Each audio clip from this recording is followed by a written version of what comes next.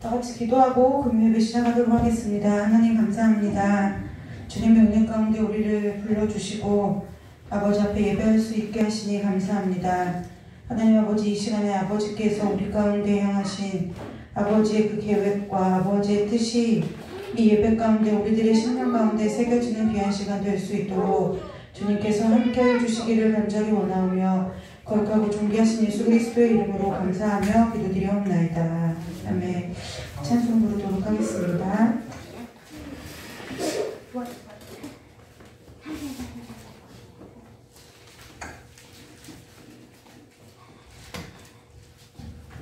내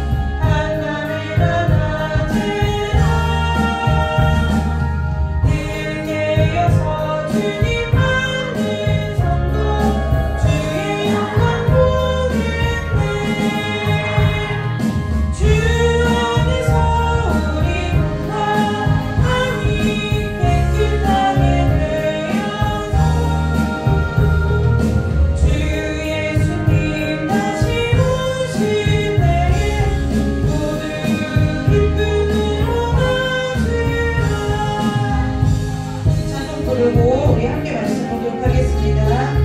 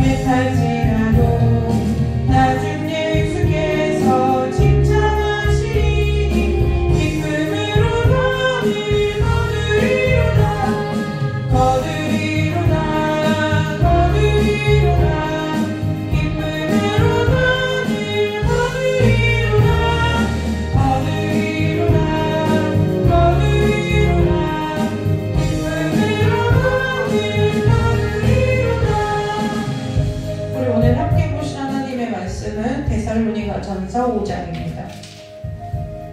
데살로니가전서 5장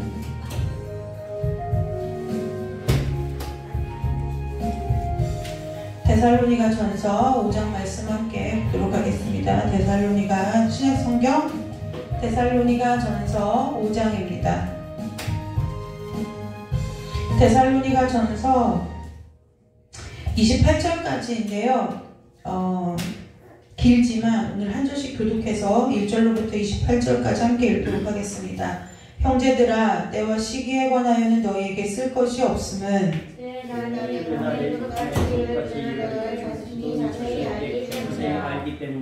그들이 평안하다 안전하다 할 그때에 임신한 여자에게 해산의 고통이 이름과 같이 멸망이 갑자기 그들에게 이르리니 결코 피하지 못하리라. 형제들아, 너희는 어둠에 있지 아니하매 그날의 불같이 너희에게 임하지 못하리니 너희는 다 빛의 아들이요 낮의 아들이라. 우리가 밤이나 어둠에 속하지 아니하나니 그러므로 우리는 다른 일과 같이 자지 말고 오직 깨어 정신을 차릴지라. 자는 자들은 밤에 자고 취하는 자들은 밤에 취하되 우리는 낮에 속하였으니 정신을 차리고 믿음과 사랑의 신경을 쓰고 구원의 소망의 그거를 쓰라. 하나님이 우리를 세우심은 노하심에 이르게 하심이 아니요 오직 우리 주 예수 그리스도로 말미암아 구원을 받게 하심이라. 예수께서 우리를 위하여 도우사 우리와 어디든지 가든지 자기와 함께 살게 하려 하셨느니라. 그러므로 피차 권면하고 서로 덕을 세우기를 너희가 하는 것 같이 하라. 형제들아, 우리가 너희에게 구하오니 너희 가운데서 수고하고 주 안에서 너희를 다스리며 변하는 자들을 너희가 알게 하고 그들의 역사로 말미암아 사랑 안에서 가장 귀히 여기며 너희끼리 화목하라. 또 형제들아, 너희를 권면하노니 게으른 자들을 경계하며 마음이 약한 자들을 긍휼하고 힘이 없는 자들을 붙들어주며 모든 사람에게 오래 참으라. 삼가 누가 누구에게든지 악으로 악을 갚지 말게 하고 서로 대하든지 모든 사람을 대하든지 항상 선을 따르라. 항상 기뻐하라. 쉬지 말고 기도하라. 범사에 감사하라. 이것이 그리스도 예수 안에서 너희를 하실 만큼의 계시니라. 성령을 소멸하지 말며 예언을 멸시하지 말고 범사에 헤아려 좋은 것을 취하고 악은 어떤 모양이라도 버리라. 평강의 하나님이 친히 너희를 온전히 거룩하게 하시고 또 너희의 온 영과 혼과 몸이 우리 주 예수 그리스도께서 강림하실 때에 흠없게 보존되기를 원하노라. 너희를 부르시는 이는 이쁘시니 그가 또한 이르시리라. 형제들아, 우리를 위하여 기도하라. 거룩하게 맞춤으로 모든 형제를 너희에게 권하노라. 내가 주를 힘입어 너희를 명하노니 모든 형제에게 이 편지를 읽어주라. 우리 주 예수 그리스도의 너희가 너희에게 있을지어다. 아멘. 기도하겠습니다. 하나님 아버지, 오늘 말씀을 주시니 감사합니다. 이 말씀을 우리가 한 마음으로 읽을 때에 그 말씀이 우리 가운데 살아 역사하는 말씀이 되도록 인도하여 주시고, 우리 안에 내주하시는 성령 하나님께서 우리를 도우셔서 아버지 하나님의 말씀이 아버지 우리 안에 지혜로 깨닫는 은혜가 있도록, 또한 그 말씀이 살아있는 말씀으로 생명 있는 말씀으로 믿어지는 은혜가 오늘 이 시간 우리 모두에게 충만하게 있도록 주님께서 역사하여 주시기를 간절히 원하오며 거룩하신 예수 그리스도의 이름으로 감사하며 기도드리옵나이다. 아멘.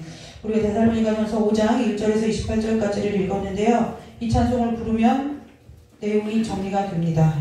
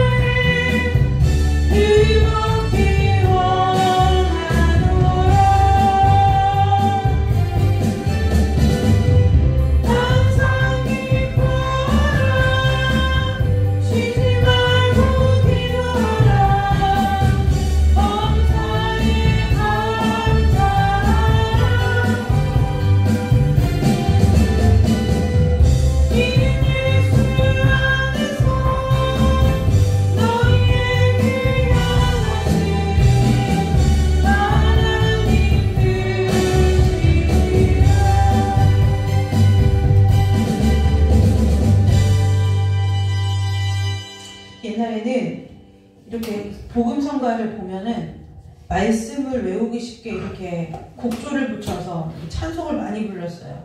요즘처럼 그냥 본인이 하나님 앞에 묵상하고 이렇게 자기 고백을 담은 것이 아니라, 그런데요, 우리가 삶에 있어서 우리가 때로는 말씀을 읽을 수가 없고 말씀을 읽어도 깨달아야 되지 않을 만큼의 삶의 곤고함이 올 때는 이런 찬양을 여러분들이 이렇게 부르시면 이 찬양이 말씀이기 때문에 여러분들의 삶에 큰 힘이 될 줄로 믿습니다. 러시아와 우크라이나가 지금 전쟁 중이죠. 네, 그런데 이제 우크라이나의 성서공회라는 것은 여러분들이 잘 아시는 대로 각 나라의 언어로 성경을 이렇게 펴서 보급하는 일을 하는 곳이 성서공회죠. 그래서 예전에 이제 저희 이런 성경책을 보면 대한성서공회, 우리나라는 대한성서공회라고 하죠.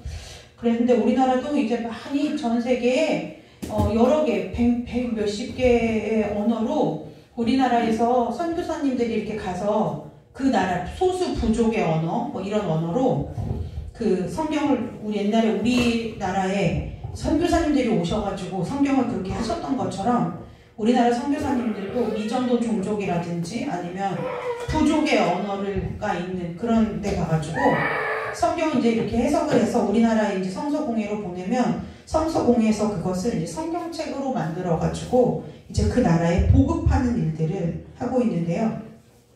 지금 전쟁 중에 있는 우크라이나 성소 공회의 그 말에 따르면 올 한 해에 우크라이나 전 지역에 보급하려고 준비되어 있던 모든 성경이 전쟁 터지기 직전까지 2달 동안에 이미 다 소진이 되어버렸다는 거예요. 왜 그럴까요? 사람들이 이제 불안하고 내 정말 그 삶의 두려움이 내 삶에 가까이에 와 있다는 것이 느껴지니까 사람들이 결국 찾는 것이 무엇이냐? 하나님의 말씀이더라는 거예요. 그래서 여러분, 우리가 꼭 그날이 이르기 전에라도 하나님의 말씀을 가까이 하셔서 때와 시를 분별하는 그 여러분들의 삶 가운데 그 지혜가 있으시기를 주님의 이름으로 축복합니다. 오늘 데살로니가전서 5장 말씀을 보죠. 5장 말씀을. 데살로니가전서 5장은 우리가 한 번에 다 읽었죠. 다 한 번에 읽었는데요. 이 5장은 여러분들이 저와 여러분들이 이렇게 내용을 파악하기에 어려운 말이 별로 없어요. 이제 그것을 이렇게 정리해서 좀 간단하게 얘기하자면 1절에 보니까 형제들아 때와 시기에 관하여는 너희에게 쓸 것이 없음은 주의 날이 밤에 도둑같이 이를 줄을 너희 자신이 자세히 알기 때문이라. 이미 알고 있다는 얘기죠. 그들이 평안하다 안전하다 할 그때에 임신한 여자에게 산의 고통의 이름과 같이 멸망이 갑자기 그들에게 이르리니 결코 피하지 못하리라. 여기서 말하는 그들은 하나님을 예수 그리스도를 구주로 영접하지 않은 믿지 않는 자들을 말하겠죠. 그런데 그거는 우리가 너무 잘 알고 있어요. 그런데 우리가 이 4절 5절의 말씀을 잘 깊이 생각하지 않고 그냥 후딱 읽고 넘기는 경향이 있는데요. 4절 5절 말씀이 굉장히 저와 여러분이 주의하여 읽어야 할 말씀이에요.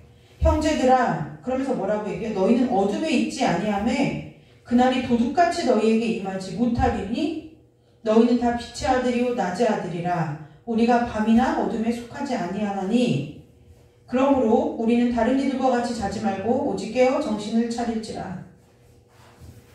저와 여러분이 하나님의 자녀가 되었죠. 저와 여러분이 하나님의 빛의 자녀로 우리가 에베소서 5장 8절 말씀에 제가 보니까 에베소서 5장 8절 말씀에 이런 말씀이 있어요. 너희가 전에는 어둠이더니 이제는 주 안에서 빛이라. 빛의 자녀들처럼 행하라. 빛의 열매는 모든 착함과 의로움과 진실함에 있느니라. 라고 에베소서 5장 8절에 사도 바울이 얘기하고 있어요. 그런데 이거와 마찬가지로 우리는 저와 여러분은 어둠에 있지 않기 때문에 그 날이 도둑같이 우리에게 오지 않는다는 거예요. 그냥 세상의 종말이 오고 주님이 다시 오실 그날이 올 때에, 그때가 올 때에 저와 여러분에게 있어서 그때가 도둑같이 오지 않는다는 거예요. 그 얘기는 무슨 얘기냐? 바꿔 얘기하자면 저와 여러분은 하나님이 다시 오실 때를 알고 있는 사람들이어야 한다는 얘기가 되는 거죠. 여기서 좀 문제가 심각해지죠? 네, 도둑처럼 오면 차라리 언제 올지 모르니까 그냥 같이 기다리고 있으면 되는데 이제 저와 여러분이 하나님의 자녀이고 빛의 아들이고 낮의 아들이기 때문에 우리가 어둠에 있지 않기 때문에 더 이상 그 하나님께서 주님께서 다시 오시는 그날이 도둑같이 우리에게 임하지 못한다는 거예요. 그러니까 무슨 얘기예요? 우리는 주님 다시 오실 때를 분별할 수 있는 은혜와 그 권한이 저와 여러분에게 있다는 거죠. 그래서 우리가 그 은혜를 놓치지 않기 위해서 5장 6절에 오직 깨어 자지 말고 오직 깨어 정신을 차릴지라. 그러면서 이제 8절로부터 쭉 이렇게 어떻게 해라 라고 권면의 말을 쓰면서 데살로니가전서 5장이 데살로니가전서가 마무리가 되는 거죠. 어떻게 보면 5장에서 우리가 항상 아는 것처럼 항상 기뻐하라, 쉬지 말고 기도하라, 범사에 감사하라, 성령을 소멸치 말아라, 예언을 멸시치 말아라. 이 모든 것들이 중요한 게 아니라 이 모든 것들을 우리가 해야 되는 궁극적인 이유가 있는데 그 이유가 뭐냐면 저희에게는 그 날이 도둑같이 임하지 못하기 때문이라는 거예요. 저와 여러분의 삶 가운데 그날은 더 이상 도둑같이 임하는 날이 아니에요. 언제 어떻게 올지 모르는 날이 아니라는 거예요. 여기에 보면 임신한 여자에게 해산의 고통이 이른과 같이 갑자기 온다. 그렇죠. 그랬어요. 그런데 예를 들면 이제 쉽게 설명해 볼까요? 이런 거예요. 여기 이제 제가 담유리를 이제 가졌을 때를 가정을 해보자고요. 그러면 제가 담유리를 임신하고 있으면 저희 목사님은 산부인과에서 대략적으로 알려준 그날쯤이 되어야 아이가 나오겠다라고 생각하겠지만 그 아이를 뱃속에 품고 있는 저는 제 몸의 변화들을 통해서 목사님보다는 비교적 정확하게 이때쯤이면 아이가 담유리가 이제 세상 밖으로 나오겠구나라는 것이 몸으로 깨달아지고 알아지는 것이 있다는 거예요. 똑같은 날이 멸망의 날이 이르는데요. 그 날이 하나님의 자녀, 하나님과 상관없는 자들에게는 도둑같이 임하는 날이겠지만 저와 여러분에게 있어서는 무엇이냐면 기다리고 준비하고 깨어 있어서 예비하다가 그날을 맞이하여야 되는 날이 그날이라는 거예요. 저와 여러분이 이 말씀 앞에서 하나님의 다시 오심을 삶 가운데 날마다 예비하며 살아가는 은혜가 있으시기를 주님의 이름으로 축복합니다. 그러면서 이렇게 얘기하죠. 여기서 그 5장에서는 믿는 자, 그들과 하나님을 믿는 하나님의 빛의 자녀들을 정확하게 나누어서 설명을 하는 거예요. 자, 세상에 믿지 않는 사람들은 지금 담유리가 저렇게 성전안을 방황하고 다니듯이 세상을 방황하고 다녀요. 그래서 게달라디아전서 5장에 보면은 이렇게 나오죠. 그들이라는 단어가 나오고 그 다음에 우리는 빛의 자녀다라고 나와요. 이 그들은 뭐예요? 어둠이래요. 어둠. 어둠에 있다는 거예요. 그리고 이 사람들은 자는 자고 취하는 자예요. 우리 보고는 뭐라고요? 오직 뭐 하래요? 깨어 있으래요. 당연히 여러분들도 아시다시피 이게 정말 잔다 이런 그런 게 아니라 표현이라는 건 아시겠죠?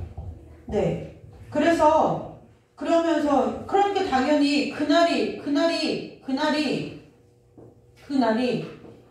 이 두 가지 의미를 갖는다는 거예요. 세상 사람들에게는 무슨 날이에요? 멸망의 날이에요. 그런데 우리에게는 무슨 날이에요? 구원의 날이 되겠죠. 죽는 날이에요.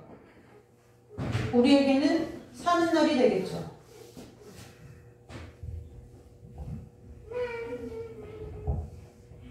이 그날이 이렇게 되는 기준은 누구예요? 예수 그리스도라는 거예요.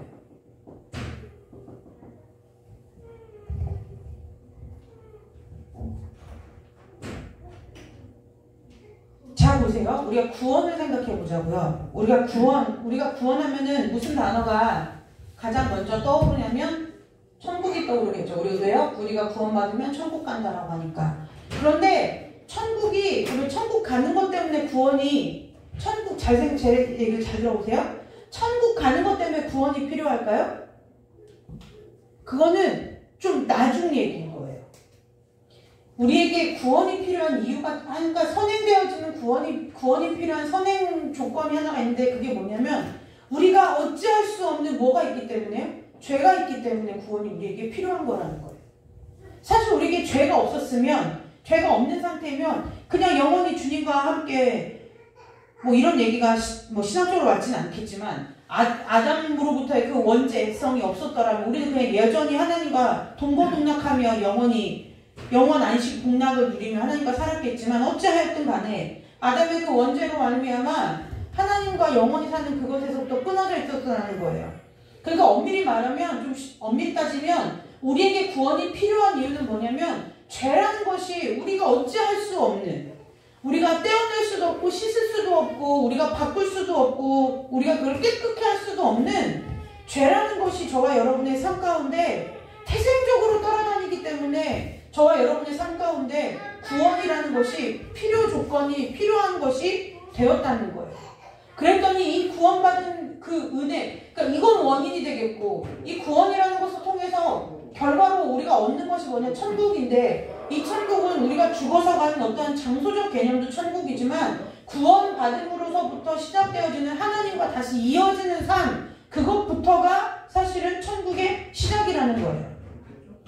그래서 저와 여러분이 우리가 죽어서 이 육신 장막 벗고 주님 곁에 가는 것, 그것도 천국이지만 하나님의 나라가 여기 있다 저기 있다가 아니고 너희 안에 있다고 하신 그 말씀에 비추어 보자면 우리가 구원받고 이 구원이라는 것이 우리에게 실제가 되고 현실이 되고 사실이 되는 그 순간부터 우리에게는 이미 뭐가 하냐면 저와 여러분이 이 육신 장막을 벗기 전에 천국이 임하였다는 거예요. 이제 이해되시죠? 네. 그래서 어떻게 보면 우리에게 구원이 필요한 이유는 천국이 보장되어 있기 때문이 아니라 우리에게 있어서는 우리가 어찌할 수 없는 죄의 문제가 태생적으로 우리를 징글맞게 쫓아다니기 때문에 우리가 죽어서도 그것을 해결하지 못하는 그 죄가 우리를 따라다니기 때문에 우리에게 구원이 필요하다는 거예요. 그 얘기를 딱 한 절로 요약한 게 5장 9절 말씀이죠. 5장 9절에서 10절 말씀이에요. 하나님이 우리를, 저와 여러분을 세우신 것은 노하심, 이게 결국 뭐예요? 멸망이죠. 노하심에 이르게 하심이 아니요 오직 우리 주 예수 그리스도로 말미암아 무엇을 받게 하신다고요? 구원을 받게 하려 하심이라는 거예요. 이게 하나님께서 저와 여러분을 세우신 본심이라는 거예요.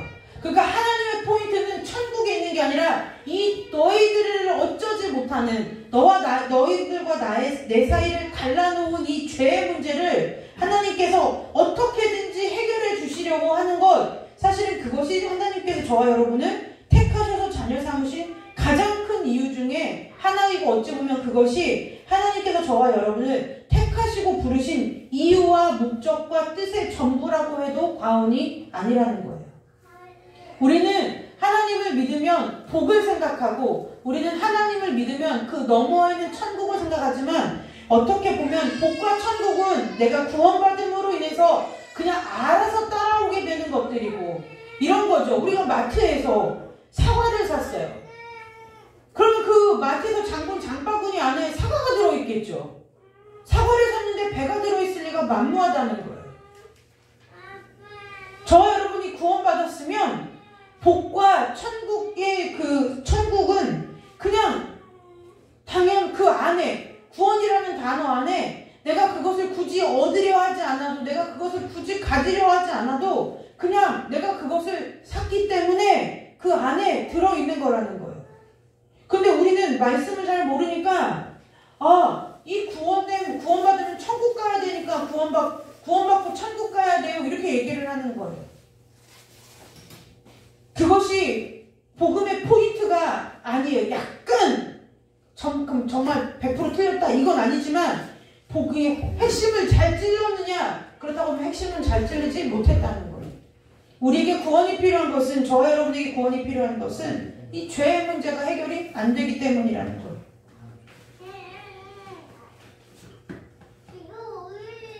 적절한 비유는 아니지만 쉽게 이해를 돕자면 이런 거예요. 저와 여러분에게 갚아야 할 채무와 빚이 엄청 많이 있는 거예요. 그러면 여러분 채무와 빚이 엄청 많아요. 그런데 여러분 이제 잘 보세요. 그러면 그 채무와 빚을 다 갚았어요. 내가 어쨌든 열심히 벌든 어떤 좋은 기회 가운데 내가 이게 목돈이 생겼든 해서 열심히 해서 이제 다 갚았어요. 그러면 사실은 그 돈은 뭐한 돈이에요? 없어진 돈이잖아요. 그럼에도 불구하고 내 마음은 어때요? 날아갈 것 같죠? 날아갈 것 같죠? 우리가 저와 여러분이 죄의 문제가 그렇다고 그냥 돈 문제보다는 채무보다 훨씬 더 중요한 문제이지만 그냥 쉽게 비유로 표현을 하자면 그렇다는 거예요. 이 죄의 문제가 늘 나를 따라다니고 나를 괴롭게 하고 나를 하나님으로부터 멀어지게 하고 막 이렇게 했는데 이 문제만 해결되면 우리가 그거잖아요. 다시 열심히 벌면 되지 않겠어? 라고 다시 소망을 갖고 희망을 갖는 것처럼 우리에게도 이 구원이 주는 실제적인 효력은 뭐냐? 죄의 문제가 자유해졌다는 거예요. 그럼 이제는 내가 뭐예요? 이렇게 불러도 저렇게 이렇게 살아도 저렇게 살아도 이제 뭐예요? 나는 주님의 품 안에 있고 주님께서 나와 함께 해주시고 주님이 나의 삶을 인도해 주신다는 그 안식처, 그 피난처 그 가운데 살아간다는 거예요. 그게 구원의 기쁨이라는 거예요. 어떻게 우리가 여러분 생각해보세요. 우리가 어떻게 우리에게 얼마나 많은 감정들이 있어서 매일같이 구원의 은혜에 감격하여 산다고 말하는데 그것은 감정적인 그 감격스러움을 얘기하는 것이 성경에서 아니라는 거예요. 어떻게 해도 해결되지 않던 이 죄의 문제, 내가 씻어보려고도 해보고 그 찬송가 가사처럼 울어도 못하고 힘써도 안 되고 참아도 안 되고 뭐밖에 없다고요? 예수의 피밖에 없다고요. 그것 때문에 저와 여러분에게 구원이 필요하다는 거예요. 뭐 하기 위해서요? 하나님이 세상을 이처럼 사랑을 하사 독생자를 주셨으니 그것이 구원이죠. 이는 저를 믿는 자마다 뭐 하지 않고요? 멸망하지 않는 거예요. 영생을 얻으려면 일단은 살아남아야 영생을 얻을 거 아니겠어요? 지금 전쟁 중에 있는 우크라이나 나라에 있는 그 많은 사람들이, 전 세계의 모든 사람들이 얼마나 많이 그 땅에 평화가 임하고 더 이상은 그 일로 인하여 사람이 죽지 않기를 얼마나 많은 사람들이 기도하고 바라느냐는 거예요. 왜 그럴까요? 그 땅이 평화가 임하고 그 땅이 부흥하고 잘 되는 것을 보려면 결국 뭐 해야 돼요? 일단은 살아야 되는 거잖아요. 그거와 마찬가지로 우리에게 구원은 천국과 그것이 먼저가 아니라 이 죄의 문제가 해결돼서 이 멸망이라는 것이, 영원한 죽음이라는 것이 우리로부터 상관없는 일처럼 멀리 떠나가 버려야, 던져져 버려야, 없어져 버리고 그 효력이 소멸되어 버려야만 우리에게 무엇이 유효해지는 거예요? 천국이 유효해지는 거라는 거예요. 그래서 데살로니가전서 5장에 보면은 그 얘기하는 거예요.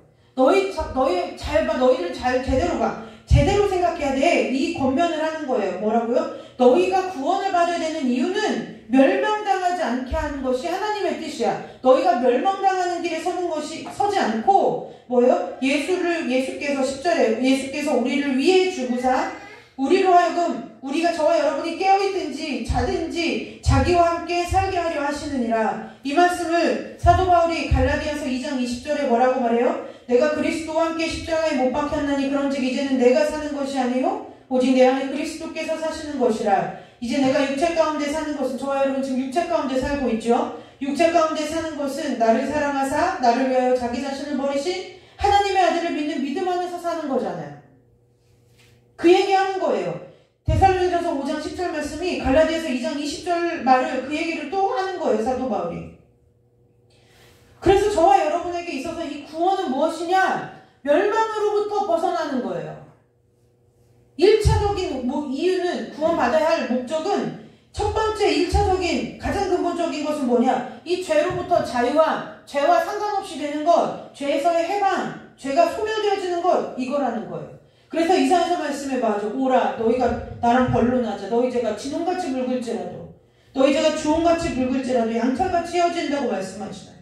약속해 주시잖아요. 왜요? 하나님께서 끊임없이 죄에 대해서 얘기하세요. 왜 자꾸 죄에 대해서 말씀하실까요? 그거 가지고 우리의 양심을 찌르시고 우리를 괴롭게 하시려고가 아니라, 그 죄라는 것이 저와 여러분이라는 존재 자체에 얼마나 많은 영향을 미치고 얼마나 많은 저와 여러분의 삶의 뿌리와 근간이 우리가 어떻게 할 수 없는 죄라는 것에 있다는 것을 자꾸 하나님께서 깨닫고 상기시키기 위해서 하나님께서 곳곳에 죄라는 장치를 성경에 여러 군데 두잖아요. 다윗도 죄가 있고 아브라함도 죄가 있고 다 죄라는 장치를 둬서 뭐라고요? 너희들이 그렇게 대단해 보이는 그런 사람들에게도 뭐가 있다고요? 죄가 있다라고 얘기하는 거예요. 뭘 하라고요?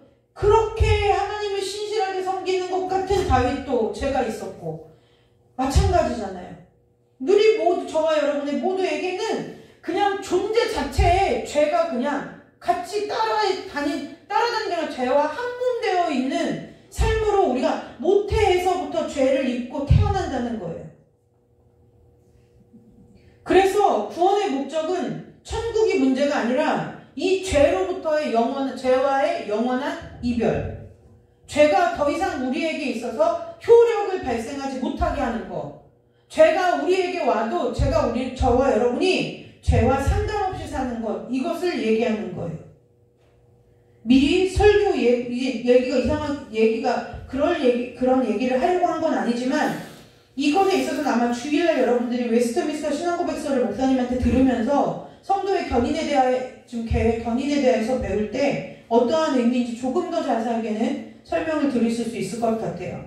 그래서 우리는 기억해야 돼요. 무엇이요? 구원이 필요한 이유는, 우리에게 예수 그리스도가 필요한 이유는 천국 때문이 아니라 죄 때문이라는 것을 기억하셔야 돼요.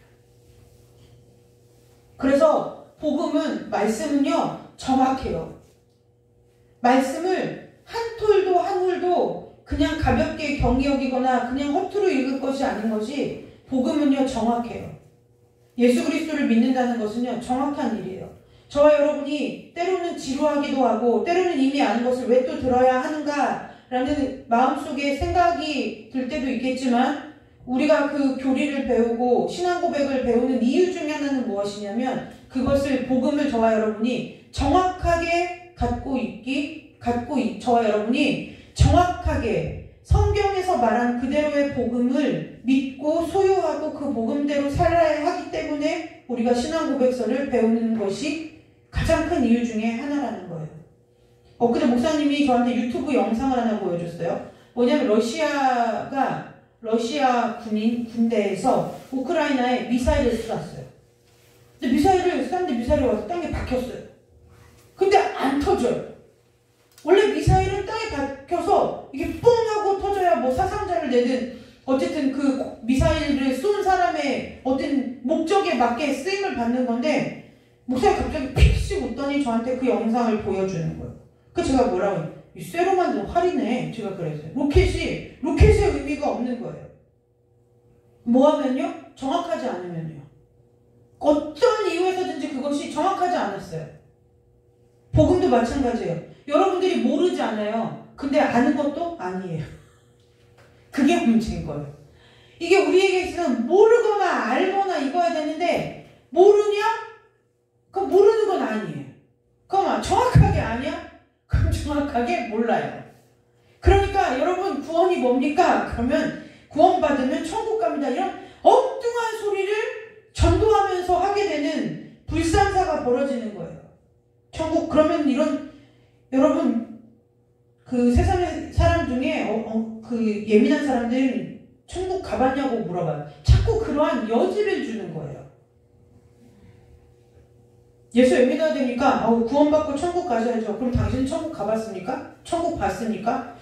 저는 가보지는 않았지만, 도대체 어느 측면에서 구원의 확신이 여러분들의 그 말을 통해서 나가겠느냐는 거예요. 근데 당신에게 구원이 필요합니다. 나에게 왜 구원이 필요합니까? 라고 물어봤을 때, 당신이 죄로부터의 멸망에서 벗어나기 위해서입니다.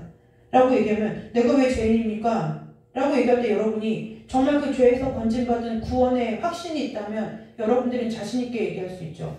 이 세상에 존재하는 어느 생명체 하나도 구원이 필요하지 않은 백성은 없다라는 사실입니다. 그래서 우리는 많이 아는 것 같은데 많이 모르고요. 많이 모르는 것 같은데 조금 알아요. 그게 이런 차이를 가져오는 거예요.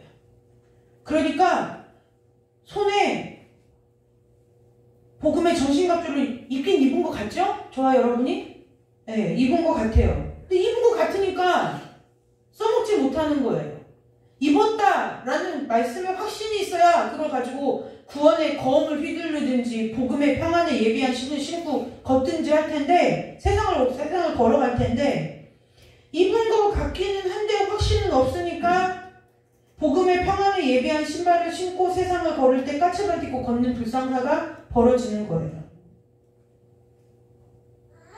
이 12절로부터 22절까지는요, 뭐 이렇게 해라 권면하는 말들이 쭉 나와요. 항상 기뻐하라, 쉬지 말고 기도하라, 범사에 감사하라, 성령을 소멸하지 말아라. 여러분 정말 성령을 소멸하지 말아라. 굉장히 있어 보이는 말이잖아요. 그런데 사도 바울이 성령을 소멸하지 말아라, 이 얘기는 무슨 뜻이냐면 조금 짜증 섞인 말인데, 성령을 숨막히게 좀 하지 말아라 그 얘기예요. 성령 하나님을 숨막히게 좀 하지 말아라. 그러면 사도 바울이 성령을 숨막히게 하지 말아라. 그러면 예를 들면 우리가 어떠한 물건, 생명이 없는 물건을 보고서 숨막히다고 표현하지 않잖아요.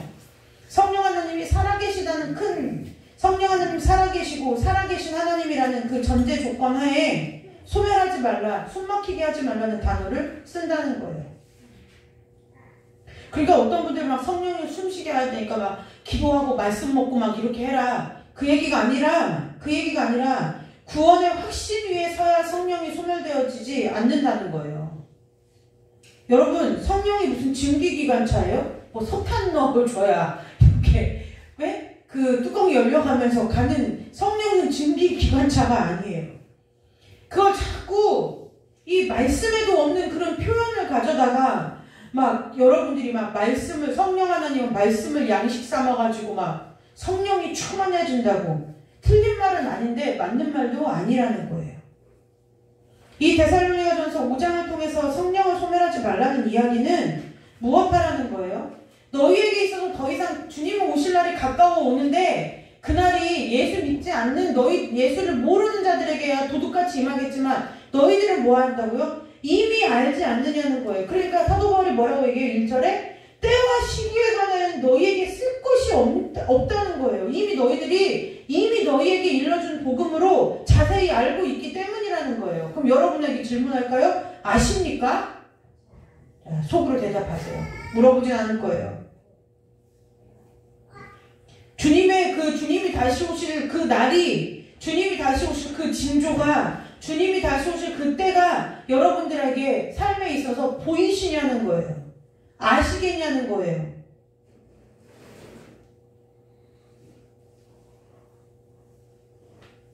그 얘기예요. 너희들이 이미 너희에게 일러준 복음으로 알지 않느냐? 하나님은 주님이 다시 언제 오실지 알지 않느냐?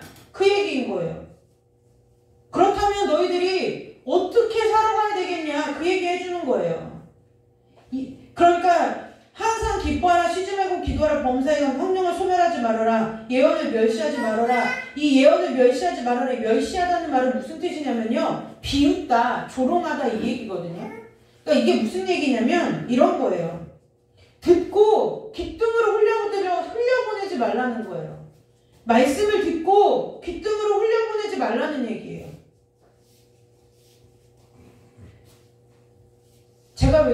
저는 이런 상상을 해봐요.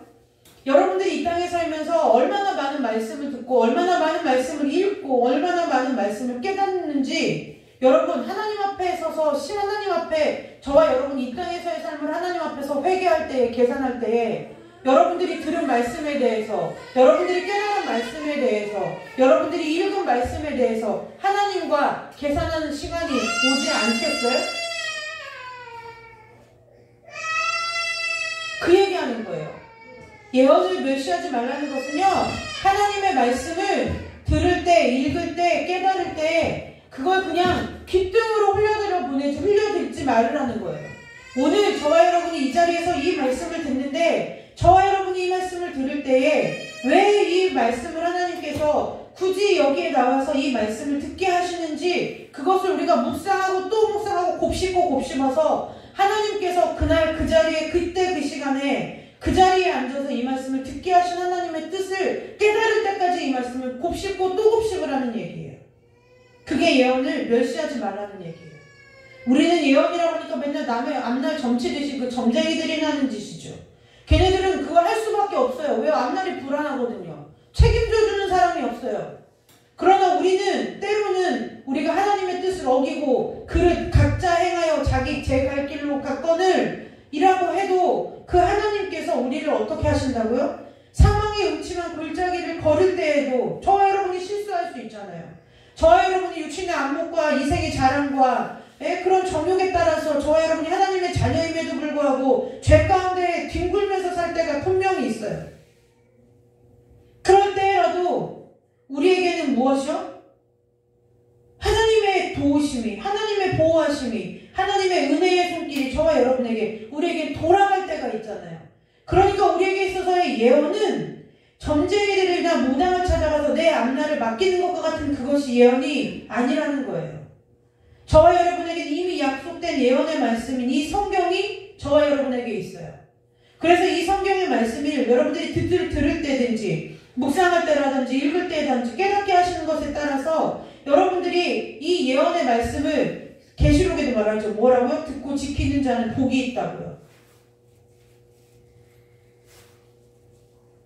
분명히 하나님께서 말씀하실 거예요. 우리가 주님 앞에 섰을 때 네가 이 땅에 살면서 몇 번의 예배를 나에게 드리고 어떠한 말씀을 내가 너에게 줬는데 그 말씀 가지고 너 뭐하다 왔니라고 물으실 때 여러분들이 하실 말씀이 있으시기를 주님의 이름으로 축복합니다.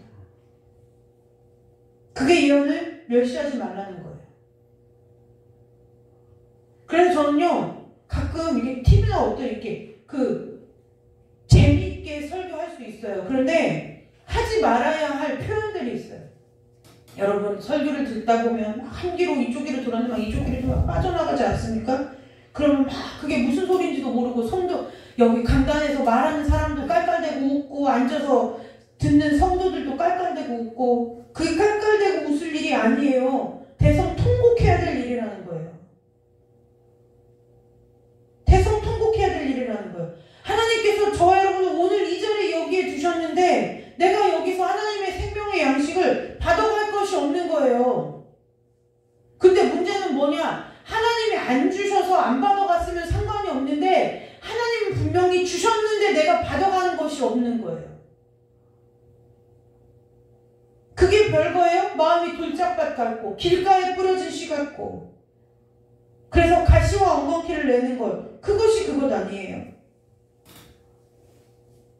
그래서 여기 5장 10절부터 22절까지 권면의 말을 하잖아요. 악은 어떠한 모양이라도 버리라. 악은 어떠한 모양이라도 버리라.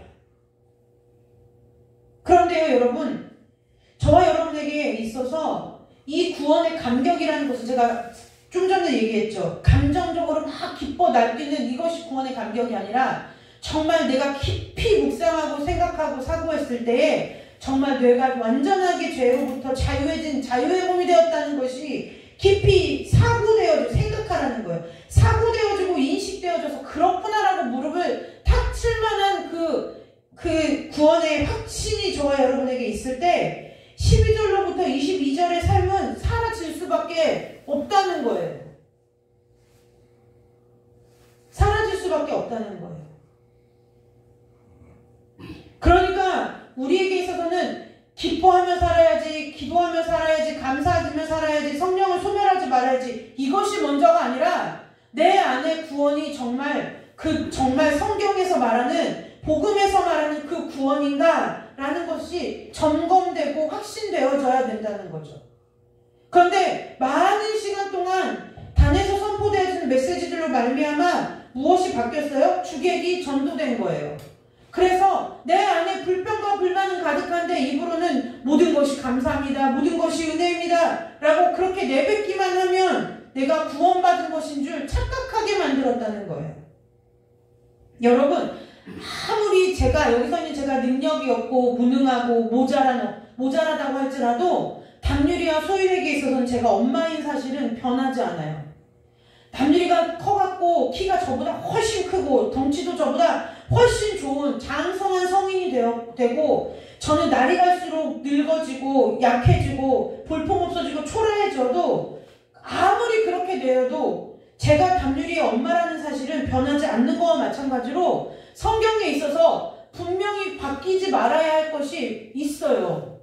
성경은 앞과 뒤가 바뀌어서는 해석이 안 되는 책인 거예요. 앞과 뒤가 바뀌면 구원이 안 되는 책이에요. 근데 그동안은 잘못된 가르침이에요. 그냥 감사할 수 없어도 감사하십시오. 쉬지 말고 기도하라니까 때를 정해 기도하고 무시로 기도하고 기뻐할 수 없는 일인데도 하나님 앞에 기뻐하려고 자꾸 없는 기쁨을 만들어내서 거짓 기쁨으로 하나님 앞에 기뻐하고 그리고 나서 뭐라고요? 그걸 가지고 나 구원받았구나 라고 착각했다는 거예요. 그거는 구원이 아니라는 거예요. 우리의 어떠한 행위도 구원의 조건이나 구원의 대가를 지불할 수 있을 만한 것이 아무것도 없어요.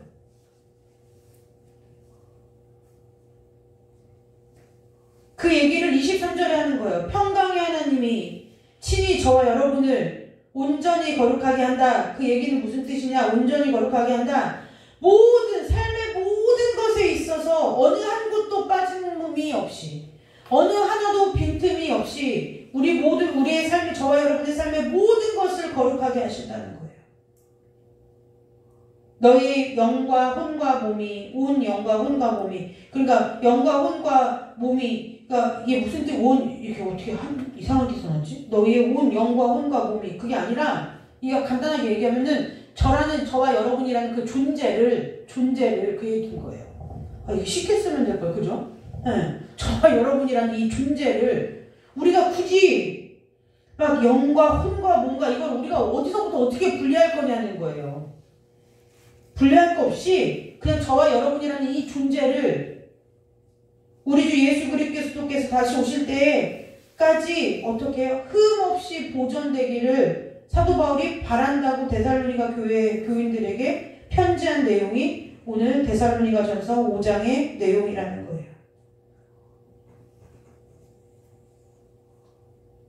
그런데요, 흠없게 보존된다라고 얘기했지만 이것이 무슨 뜻이냐면 하나님께서 저와 여러분, 예수 그리스도께서 강림하셔서 저와 여러분을 보실 때에 뭐 한다고요? 나무랄 것이 없을 만큼, 그거예요.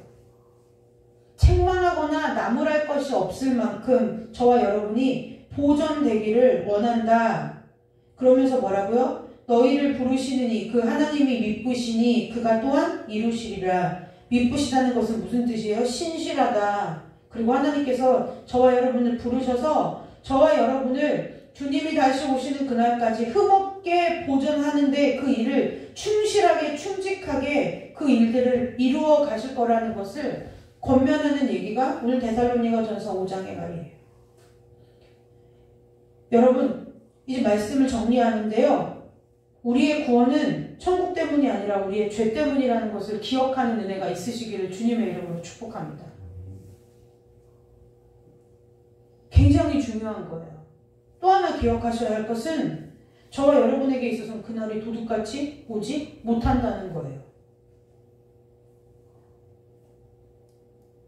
그러니까 많은 사람들이 내가 예수를 믿고 하나님의 자녀가 되었고 하나님의 은혜 가운데 산다 하는데 정말 하나님의 은혜 가운데 사는 것이 무엇인지를 알지 못해요.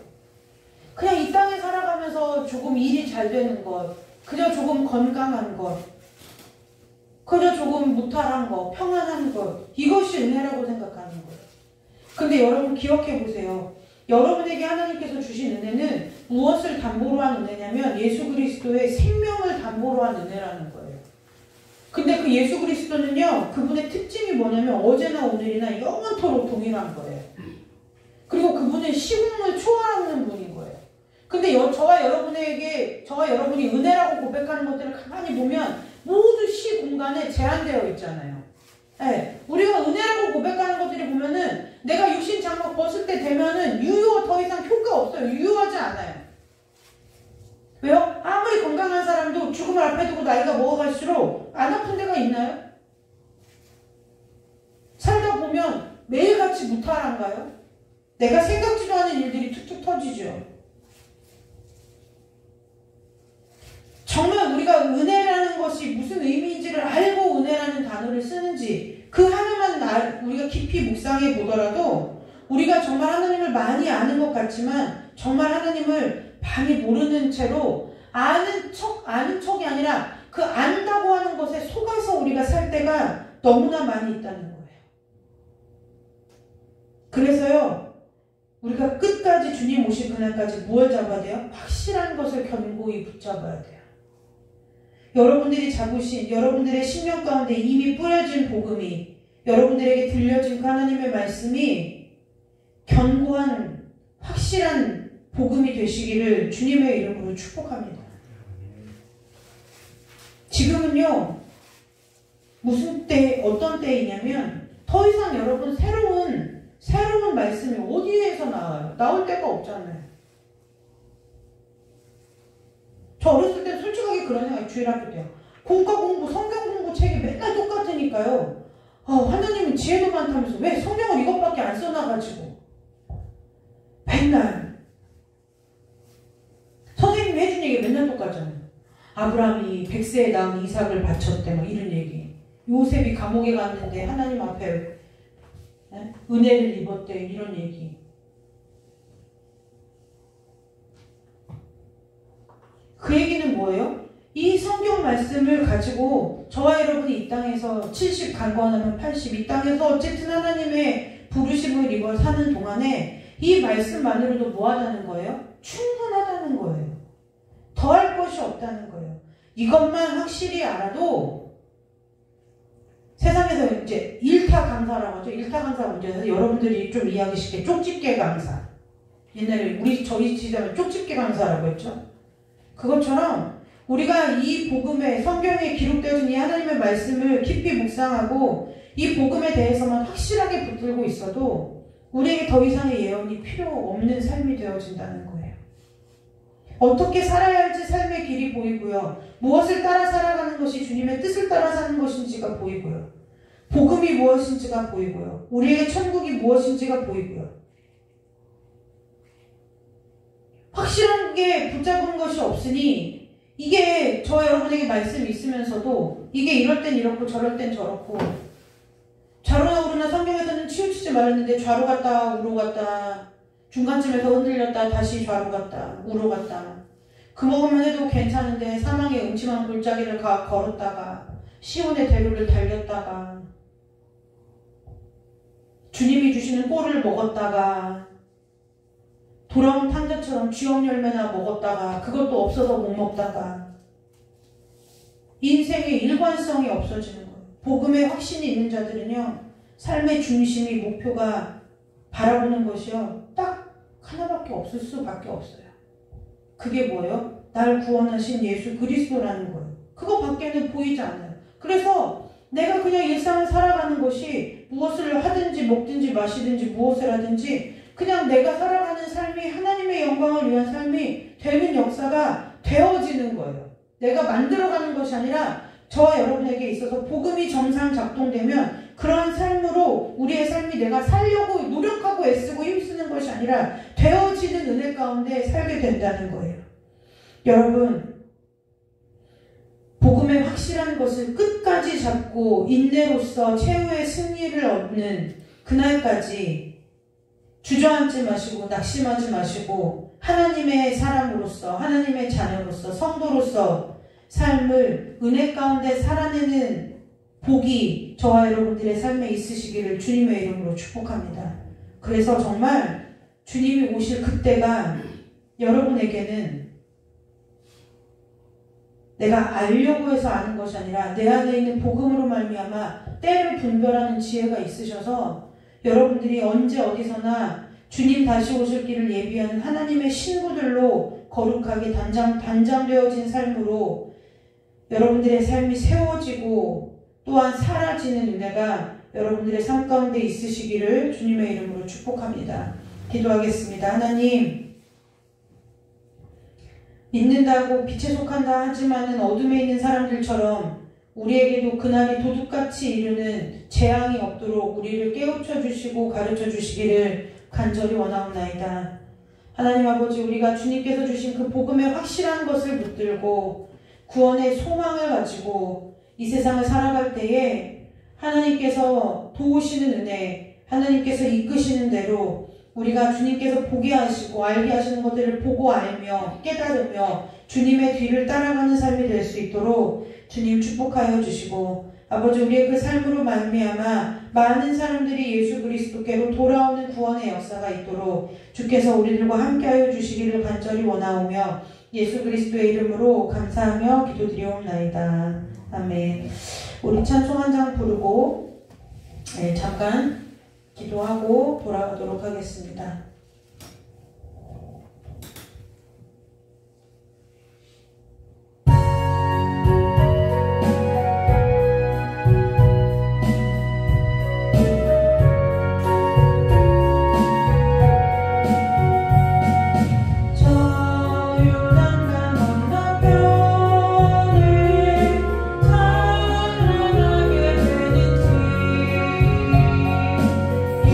예루살렘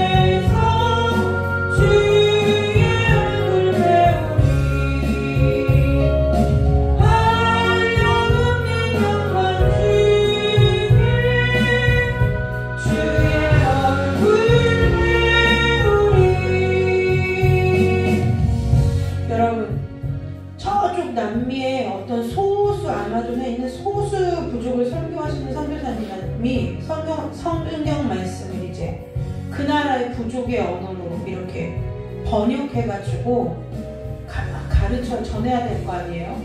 그런데 이 순종이라는 단어가 이걸 도대체 어떻게 설명을 해줘야 될지를 모르겠어요. 그래서 한참 기도하면서 밖에서 이렇게 고민을 하고 있는데 그 부족에 있는 원주민 아버지랑 아들이 나온 거예요. 근데 이제 아버지가 아들에게 심부름 시키는 거예요. 심부름을 시켰대요.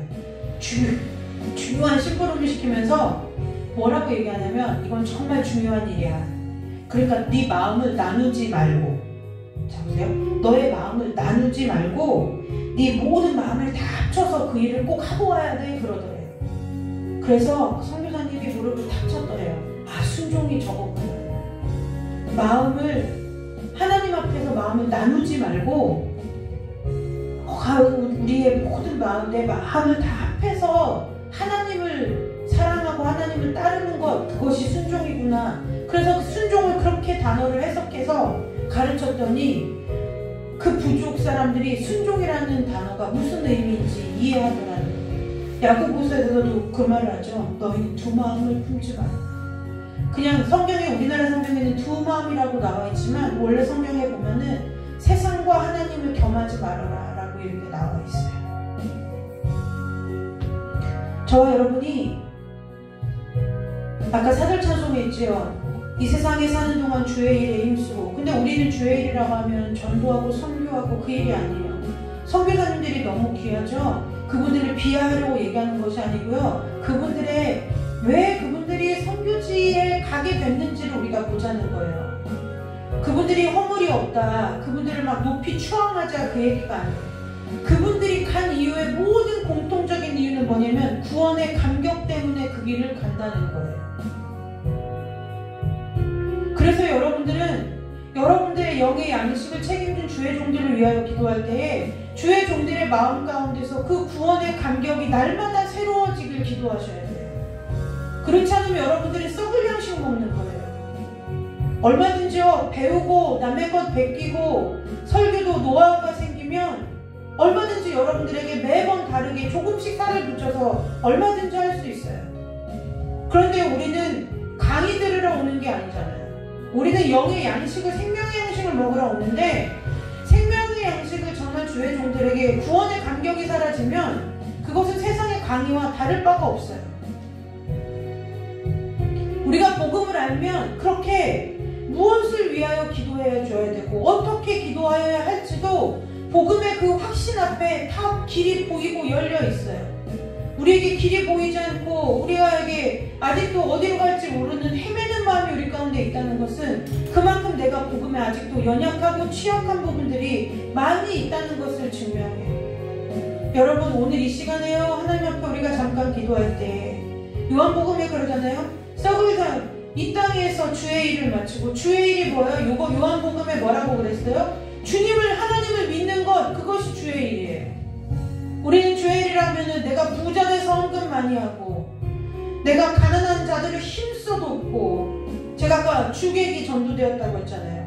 그것이 먼저가 아니라 우리에게 그 구원의 확신과 구원의 감격이 있다면 우리의 삶이 그렇게 하나님 앞에 드려진 삶으로 살아내질 수밖에 없다는 걸 말하는 거예요. 그래서 교회는 구제해라, 선교해라, 헌신해라를 얘기하지 않고 우리 가운데, 저와 여러분의 심령 가운데 구원의 감격이, 구원의 확신이 날마다 더욱더 새로워지고 깊어지면 저와 여러분이 하려고 하지 않아도 저와 여러분 안에 내주하시는 성령 하나님의 그 음성을 쫓아 순종하는 마음으로 그렇게 삶이 사라질 수밖에 없다는 것을 기억하셔야 돼요. 그래야 자유하잖아요. 있을 때 하고 없으면 못하고, 그건 하나님의 일이 아니에요. 나의 일인 거예요. 내가 돈 많이 벌면 의시되고 어깨에 힘줘가며 11조 내고, 내가 없으면 누가 남이 볼까 부끄러운 마음에 이름도 써내지 못하고 드리고, 그것은 헌금이 아니고 헌물이 아니고 그것은 내 거죠. 내 거, 하나님 앞에 내가 하나님을 구제하는 행위를 하는 거지, 그것은 헌금이라고 부를 수가 없다는 거예요. 여러분, 부자 되기를 힘쓰지 마시고 구원의 감격과 구원의 은혜가, 그것이 사단이 빼앗지 못하는 거예요. 하나님 무엇을 못 빼앗게? 여러분 욥의 인생을 보세요. 못 뺏은 게 뭐가 있어요? 자식을 못 뺏어가요. 가진 것을 못 뺏어가요. 그런데 욥과 함께 하시는 하나님을 사단이 뺏어갈 수 있더느냐는 거죠. 여러분이 복음의 확신 가운데 서 계시다면, 저와 여기서 있는 저도 마찬가지예요. 복음의 확신 가운데 있으면 먼저 할 것이 무엇이고 나중 할 것이 무엇이고, 내가 무엇을 취하고 무엇을 버려야 하고, 내가 생각해보지 않아도 그 길이 너무 분명하고 명확하게 보인다는 거예요. 여러분, 쥐도 궁지에 물리면 고양이를 문다는 세상의 속담이 있잖아요. 왜 그럴까요? 무엇 때문에요? 살려니까요. 살 길이 그거밖에 없으니까요. 정말 저와 여러분에게 구원이 실제여서 하나님께서 저와 여러분의 인생을 책임져 주시는 분이라는 것이 믿어진다면, 그분을 붙드는 일 외에는 우리에게 어떠한 것도 방법이나 대안이 될 수 없다는 것을 기억하셔야 돼요. 그 하나님 앞에 오늘 이 시간에 함께 기도할 때, 하나님, 내 안에 구원의 확신과 복음에 근거한 구원의 확신과 구원의 그 감격이 날마다 깊어지고 새로워져서 이 세상을 살아갈 때에 정말 하나님을 따르고 믿는 일에 힘써서, 하나님이 힘쓰면요 길이 보여요. 세상 사람들도 서민 같고 이런 거 보면 그 사람들이 얼마나 그런 위치에 오르기까지 얼마나 여러 가지 방법을 다 해보고 노력을 해보고 잠을 줄여가면서 자기의 모든 것을 다 들여가면서, 요새 어떤 사람이 이런 얘기 하더라고요. 성공하고 싶으냐? 그러면 워라벨을 포기하래요. 우리나라 요즘 젊은 사람들이 워라벨이라고 하죠. 그게 뭔지 아세요? 예전에는 우리 부모님 세대는 뭐예요? 어쨌든 일을 해야 먹고 사니까 동트기 전부터 밤늦게까지 열심히 일을 했어요. 땀 흘리고 수고했어요. 그걸 위해서 때로는 자식들하고 시간도 못 보내고 했지만 어쨌든 수고했어요. 근데 요즘은 뭐예요? 일도 적당히 하는데 돈도 받고 싶고 놀고도 싶은 거예요. 불가능한 일을 자꾸 하려고 꿈꾸는 거죠. 그런데요, 어떤 젊은 청년 서민 갑부가 나와서 이렇게 얘기하는 거예요. 뭐라고요? 정말 장사에 성공하고 싶고 정말 돈을 벌고 싶으면 워라벨부터 포기하라는 거예요. 맞는 얘기잖아요. 남들 놀 때 다 놀고, 남들 먹고 싶은 먹은 거 다 먹고, 남들 쓰는 거 다 쓰고 어떻게 돈을 모으겠어요? 그러니까 세상은 자꾸 자기네들이 진리라고 하지만 엉뚱한 얘기들로 사람을 현혹하는 거예요. 여러분, 마찬가지예요. 우리에게 있어서 하나님이 살 길이라면 하나님을 알아야 되고, 하나님을 알기에 힘써야 되고, 하나님께 매달려야 되고, 하나님을 붙드는 일에 힘써야 되지 않겠느냐는 거죠. 지금까지 여러분들이 어떤 삶을 살았는지 이 말씀 앞에 이전 것은 지나갔어요. 그러나 오늘 이 말씀을 듣고도 여러분들이 이 말씀에 반응하지 않는다면, 분명히 여러분들이 주님 앞에, 저와 여러분이 주님 앞에 섰을 때, 너 그날 그때 그 예배 가운데 너에게 그 준 말씀 가지고 세상에서 무엇하다 왔냐고 주님이 물으시는 그 물음 앞에 우리는 또다시 침묵할 수밖에 없겠다는 거죠. 그래서 여러분 오늘 기도하실 때, 하나님, 내 안에 복음에 합당한 구원의 감격과 구원의 확신이 날마다 깊어지고 새로워져서 그 힘을 가지고 주님을 알고 믿고 따르는 일에 힘쓸 때 나머지 것들은 따라오는 거예요. 천국도 따라오고요, 이 땅에서의 복락과 평안과 안위와 장수와 부귀와 재물과 영화도 따라오는 거예요. 그걸 달라고 기도하지 마시고 하나님 앞에 구원의 감격이 다시 새롭게 해달라고, 하나님, 내가 아직도 구원에 대해서 미처 알지 못한 것이 있으면 나를 좀 깨우쳐 달라고, 그리고 내 안에 그 구원의 감격이 사라졌다면 다시 한번 그 구원의 감격이 새롭게 회복되는 은혜가 있게 해달라고 이 시간에 다 같이 잠깐 기도하고 돌아가도록 하겠습니다. 기도합니다. 하나님 아버지, 우리 귀한 성도들의 삶 가운데 여기서 이어주기만 우리 모두에게 온라인으로 예배하는 우리 아버지 축복받는 그 가정 가운데, 아버지 온라인으로 예배하는 모든 성도들의 가정 가운데, 신령 가운데, 아버지 하나님 구원의 확신과 감격이 아버지 굳건하여지고 단단하여지고 아버지가 새로워지고 깊어지고 넓어지는 역사가 아버지 있기를 간절히 원하오니, 주여 우리를 불쌍히 여기시고 아버지 우리 가운데 자비와 긍휼을 베푸사 아버지 안에서 아버지의 감격을, 아버지의 그 생명의 구원의 감격을 날마다 감사하며 누리며 아버지와 살아가는 자들이 될 수 있도록 주님 축복하여 주시기를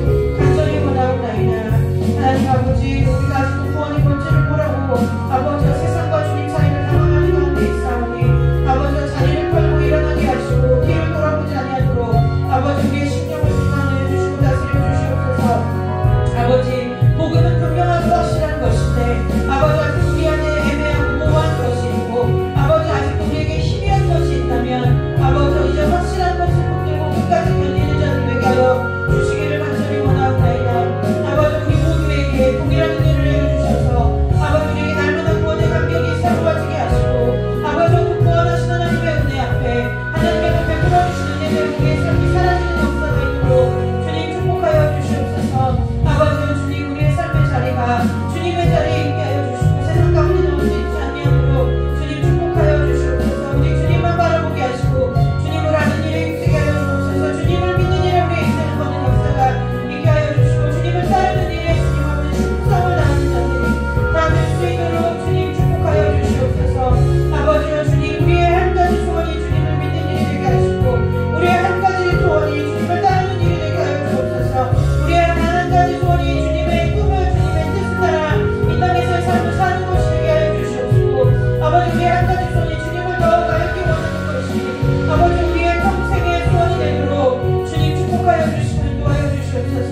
아버지 우리 안에 내주하시는 성령 하나님께서 아버지 오신 제대로 우리를 깨우쳐 주시고 가르쳐 주셔서 아버지 주님께서 우리에게 주신 그 말씀들이 하나님의 복음으로서 하나님과 남김없이 우리의 심령 가운데 새겨지고 열매 맺고 아버지 그 열매를 많이 시하는 되는 아버지 생명으로 역사를 주한테 수입하는 수 있도록 우리들을 축복하여 주시고 인도하여 주시기를 간절히 원합니다.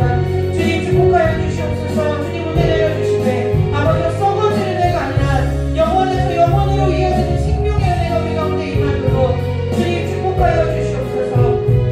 더 이상 아버지와 인생의 썩을 육신의 것들을 가지고 주 앞에 간구하는 자들이 아니라 아버지께서 영원하신 것처럼 우리도 영원에 있대요. 아버지 우리가 주님의 것을 바라보고 하늘의 것을 바라보며 하늘의 것을 사모하는 자들이 될 수 있도록 아버지와 주님 우리를 역사하여 주시고 아버지 우리 가운데 인도하여 주시고 날마다 성령 하나님께서 교훈하여 주시고 깨닫게 하여 주시기를 간절히 원하옵나이다. 주님 함께하여 주시옵소서. 주님 인도하여 주시옵소서. 아버지 어느 것 하나 안전한 것이 없고 어느 것 하나 완전한 것이 없는 이때에 아버지 확실하게 주님만을 바라보고 주님만을 붙들고 끝까지 주님이 부르시는 그날까지 충성스럽게 사명을 감당하며 이 땅에서 살다가 주님 부르시는 그날 주님 앞에 서서 반가이 주님의 얼굴을 맞이할 수 있도록 주님 축복하여 주시고 인도하여 주시기를 간절히 원하옵나이다. 주님 함께하여 주시옵소서. 주님 인도하여 주시옵소서. 주님 붙들어 주옵소서. 함께하여 주시옵소서. 주님 붙들어 주옵소서. 이어서 우리가 가보지도 않고 보지도 못한 나라이지만 우리가 우크라이나와 또 그 전쟁을 위해서 그 땅을 위해서 우리가 잠깐 기도하고 돌아가도록 하겠습니다. 소식을 좀 들으니까요. 그 우리나라에서 그 한국 국적을 가진 선교사님들은 다 해외로 피난을 시켰어요. 근데 남아 있기를 원하셨던 선교사님 가정들도 있었는데 정부에서 만약에 이 정부의 권고를 따르지 않으면 다음번에 여권을 내어주지 않겠다라고 이렇게 해가지고 어쩔 수 없이 뭐 주변에 폴란드로 루마니아로 뭐 불가리아로 이렇게 주변 국가들로 지금 피신해 가셨는데 피신해 가서 지금 계시는 거처가 없어요. 지금 거기 그 다른 피신해 간 나라에 계신 선교사님네 집들 이렇게 좀 떠돌면서 지금 지내고 계시거든요. 그런데 사실 그거는 뭐 그분들이 은혜로 감당할 수 있는 일일 것이고 그래서 미국 국적을 가지신 한국인 선교사님이 거기서 지금 피난 가지 않고 거기서 지금 그곳에서 딱 한국인 선교사님 그 한 가정이 지금 남아있어요.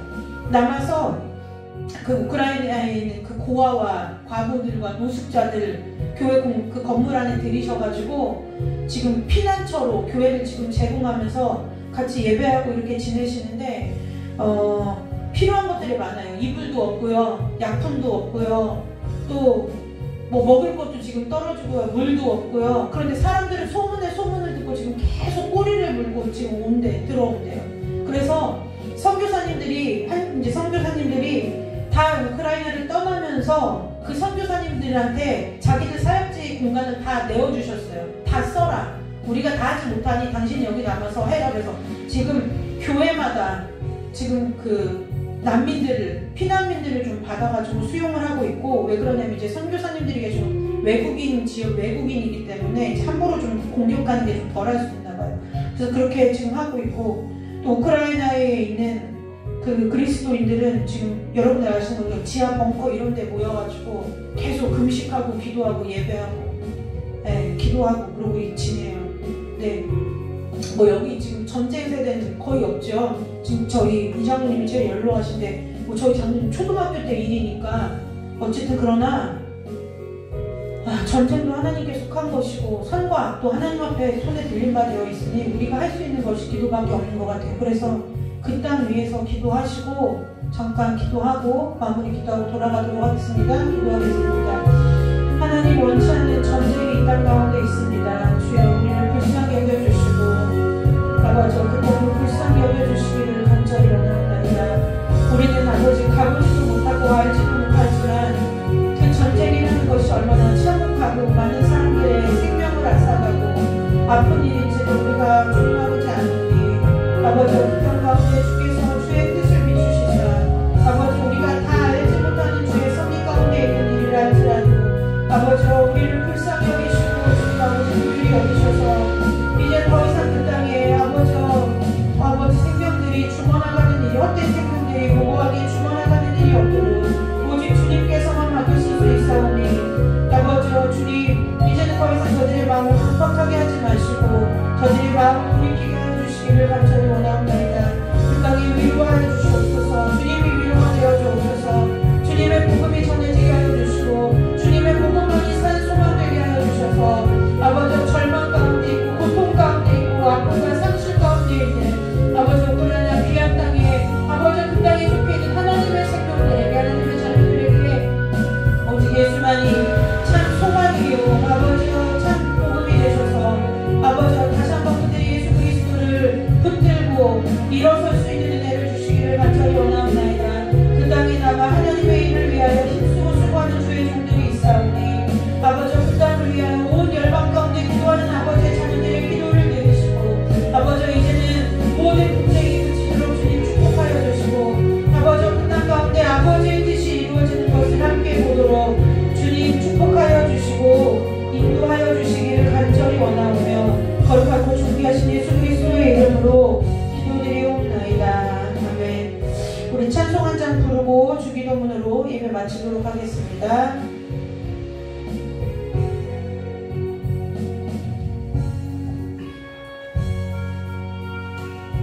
기도하는 마음으로 찬송 부르고 주기도문으로 예배 마칩니다.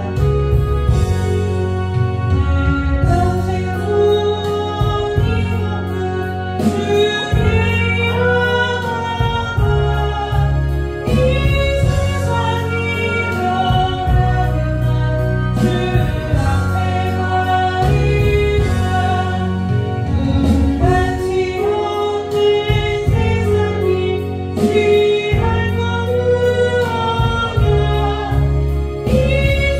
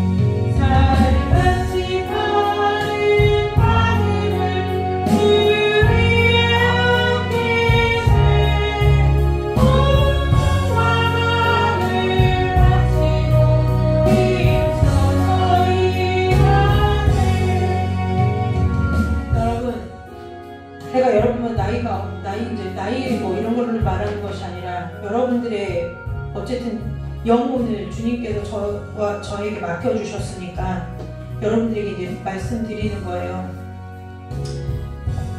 세상 말로는 뭐 애미 된 심정이다 뭐 이렇게 하는데 뭐 여러분들이 저보다 나이가 훨씬 많으셔서 그렇게 말씀드릴 수는 없고 죄송스럽고 산 세월이 여러분보다 짧아서 아침마다 여러분들이 기도할 때 기도하는 것이 한 가지 있는데 뭐냐면 이런 거예요. 여러분들이 좀 복음에 든든히 섰으면 좋겠어요. 왜냐면요, 여러분들이 그래도 주님 믿고 따르겠다고 여기까지 인내하고 여러분들이 참고 견디며 살아온 삶이 어느 날 이번 주간에 제가 여러분들에서 기도하면서 참 아깝다는 생각을 했어요.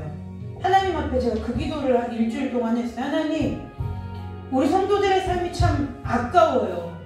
뭐냐면 그 복음을 정확하게 알지 못하고 제대로 알지 못해서 이게 하나님 앞에 드려진 이 삶대로 복을 받지 못하고 그냥 이 땅에서 똑같이 고생하고 살다가 주 앞에 가는 것이 하나님 너무 아까워요. 그래서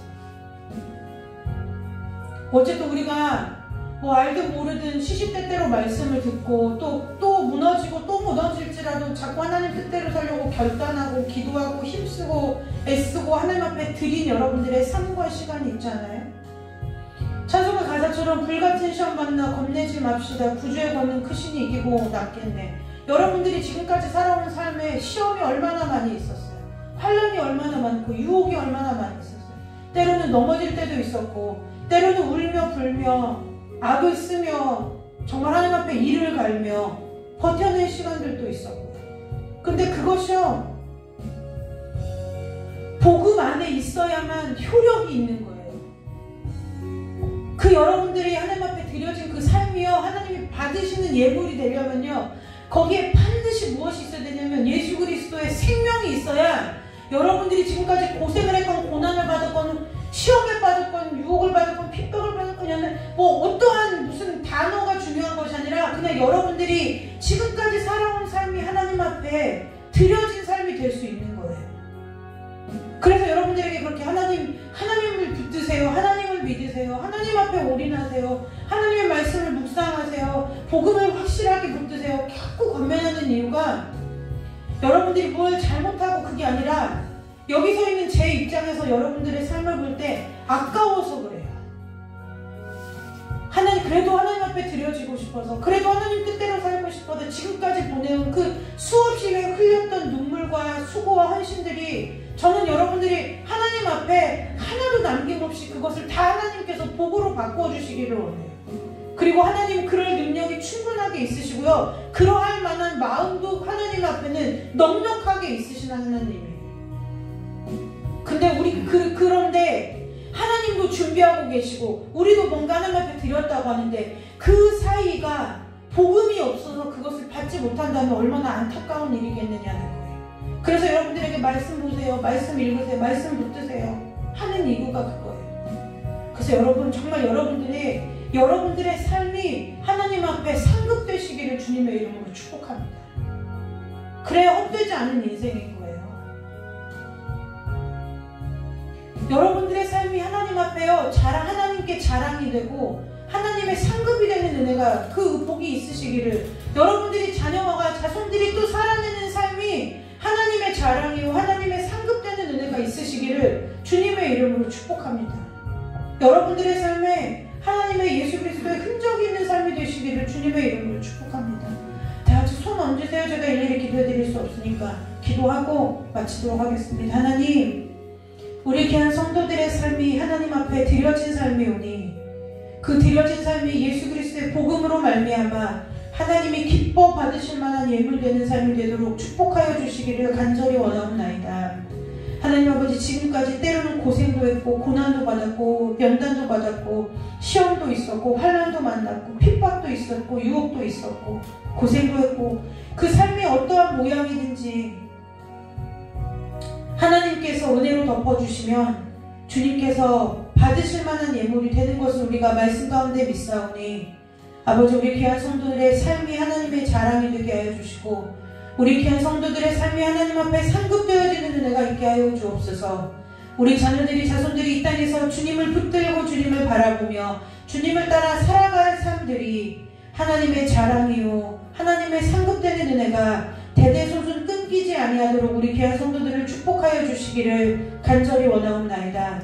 어디에 있든지 무엇을 하든지 무슨 일을 만나든지 누구를 만나든지 그 모든 것이 그리스도의 일이 되게 하시고 그리스도의 영광이 드러나는 삶이 되도록 주께서 우리를 복음 가운데 진리의 빛 가운데로 날마다 인도하여 복주시기를 간절히 원하오며 예수 그리스도의 이름으로 축복하며 기도드리옵나이다. 아멘. 하늘에 계신 우리 아버지여, 이름이 거룩히 여김을 받으시오며 나라 임하옵시며 뜻이 하늘에서 이루어질 것 같이 땅에서도 이루어지리이다. 오늘 우리에게 일용할 양식을 주옵시고 우리가 우리에게 죄진 자를 사하여 준 것 같이 우리 죄를 사하여 주옵시고 우리를 시험에 들게 하지 마옵시며 다만 악에서 구하옵소서. 대개 나라와 권세와 영광이 아버지께 영원히 있사옵나이다. 아멘. 하나님께 영광의 박수 올리고 예배 마치도록 하겠습니다.